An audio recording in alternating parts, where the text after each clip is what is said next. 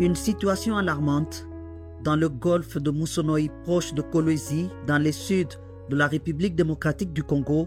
Ces femmes sont mises en danger. Les cas d'infections sexuelles, de malformations congénitales ou encore des bébés morts-nés font partie du quotidien de Julie Shinda, infirmière sur place depuis 6 ans. Son centre médical reçoit 5 à 10 femmes par mois. Pour dénoncer cette situation, Julie a décidé de rompre le silence devant nos caméras. Lorsque balalapikia mtumbo mkosene mmoja na kwa mtumbo na wao sio angalie mtu shanga pikia mtumbo kama shanga pikia mtumbo anatoa kwa iko deja shanga pikia il faut faire une fois que kusema que le mtu akuye bien apate mbele bujuma parce que tumekalaka mboka la desema kifuni. L'origine du mal, selon elle, est cette pollution visible à l'œil nu, causée par l'extraction de cobalt et de cuivre de la mine à ciel ouvert de Comus qui surplombe la ville.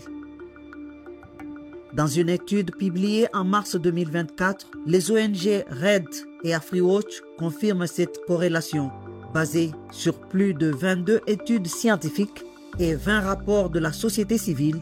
Le document démontre que les rivières, les lacs, les ruisseaux et les eaux souterraines à proximité des mines de cobalt et de cuivre du pays sont gravement polluées par les activités minières.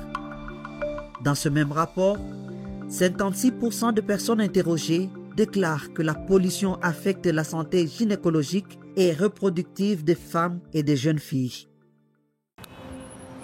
En juillet 2024, une équipe de tournage de Mongabey a rencontré le professeur Célestin Banza au cœur de ce rapport. Souvent dans les carrières, les femmes, ils sont pour laver les minéraux. Il y a les hommes qui entrent dans les mines artisanales pour creuser, donc pour ramener les minéraux en surface. Mais les femmes sont là, soit par exemple pour compasser les blocs de minéraux pour diminuer les dimensions, ou encore pour le transport, transporter sur la tête, ou encore pour le nettoyage, pour la concentration de ces métaux. Pour le professeur Banza, le contact permanent à ces minéraux, composés de cuivre, de cobalt, d'uranium, de plomb ou d'arsenic, en différentes quantités, même en faible concentration, serait hautement toxique.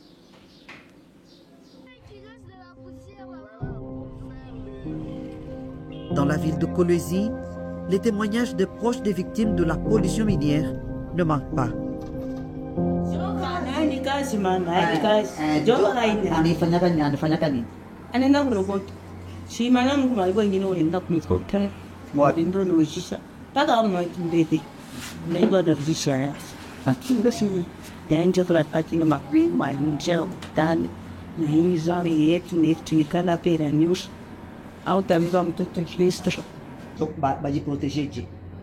Kama unavala sili na logota na kanguo unaweka pale pasilipe ndio unaanza kutumikia ile kazi. Ushinde tu pake hivi saa sibengu kutoka baba unaenda tu pa shop wala wewe mwanamke wa sempana. Sasa adiendeke tu. Njia nini unawaambia basi bavae vile bajiproteje ni Ama na kuingia kichoka vile walitonisha kupita.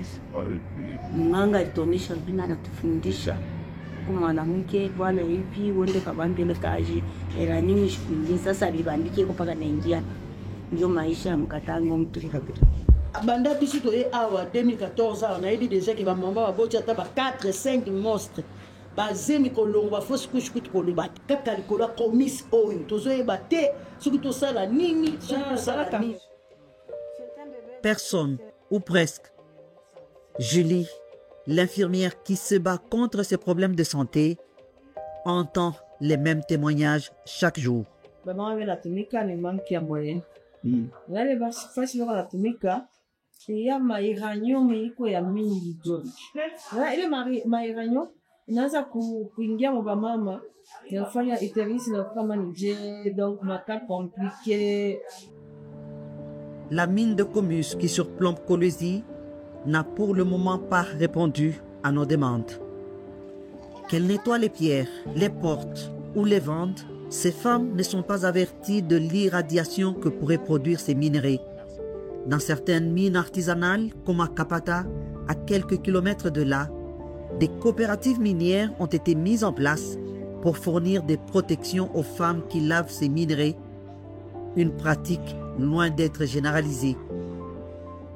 Et le contact direct avec les minerais ne serait pas la seule cause des problèmes de santé de ces femmes. Sans même travailler dans ces mines, certaines d'entre elles seraient directement touchées par les cours d'eau pollués de cette région. Hii maji ya golf zamani tunaanza tunatapula mtu tunakuna tunanawa itufaki. Ndio hapo kama inawe kuna washa atuikune tena mshaka paka produit kwa maigani. Zamani tukaanza ikunya. Amukukwe ma produit. Tunasikia bale kama ma moteur ya ile ma moteur tukuyoneke zamani. Tunakuwa kuidécouvrir hapo sasa banakuwa na ma moteur hapo wanaweka. Ndio inaleta mashida ile. Ndio na tunaona inaleta ni shida. Ndio kumwanzo haikukui hapo atuanze kulikula hivi na kuavorter. Presque mimi nisha kuavorter à peu près 4 watoto 4. Acha nitoka mtu. Nashika tu hapa na hapa 3 mois ya retard. Na natosha mimba 3 mois mimba natoka. Yote la tuanza kufanyishika vipi? Tuanza kubazala mpaka vile hata mateso tukuna bazala.